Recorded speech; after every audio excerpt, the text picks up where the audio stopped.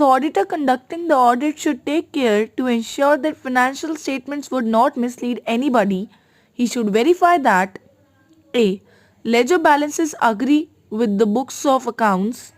B. Sufficient and appropriate evidences are available for the entries made in books of accounts. C. All the transactions are being recorded in the books of accounts, that is, there is no omission.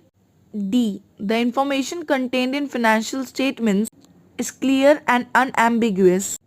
E. Amounts shown in financial statements are properly classified, described, and disclosures made in conformity with the applicable accounting standards. F. Financial statements reflect true and fair view of financial results and financial position.